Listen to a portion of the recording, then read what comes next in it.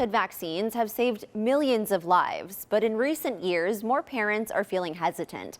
Today, we're breaking down why a community pediatrician says immunizations in those first 2 years of life are critical. It's easy to forget just how deadly some diseases used to be. Measles once killed more than 500,000 people every year, and polio paralyzed thousands. So the benefits of vaccinating infants is to prevent infant mortality. Example, measles caused 530,000 deaths before 20th century every year.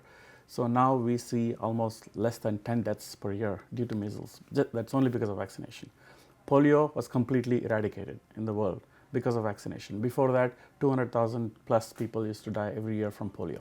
Thanks to vaccines, many of these diseases have nearly disappeared. But Dr. Badrinath Kulkarni, a pediatrician with Community, warns that immunity is slipping. The vaccination rates are slowly going down, maybe 1% per year. Gradually, in the next 5-6 years, you'll start seeing small pockets of endemic diseases of measles and polio. For example, in Texas, it's already happening. We have had about 80 cases or 400 cases, I think 80 pediatric cases and total about 400 cases of measles recently.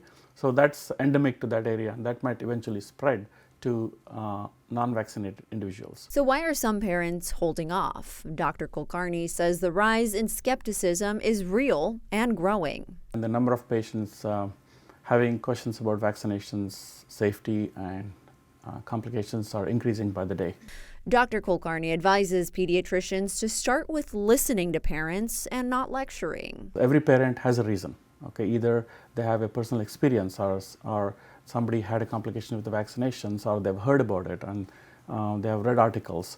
So they have a reason behind why they don't want vaccination. And then create a dialogue, try to understand them, why the reasoning, and then address issue one by one. And some vaccines can't wait. Dr. Kulkarni says delaying, especially in the first 2 years of life, can leave kids vulnerable to serious infections. We need to let them know the risks of delaying, because there are some vaccines that are very important in the first 2 years of life, like pneumococcal and Haemophilus influenza B, which are given basically in the first 2 years of life to prevent like meningitis, skin-borne infections, pneumonia, and pyelonephritis in children. So what can parents do? Start by asking questions. Talk to your doctor about vaccines, and many will tell you they only recommend what they trust for their own families. I always tell parents, ask the doctor, hey, how many kids do you have? Are you vaccinated?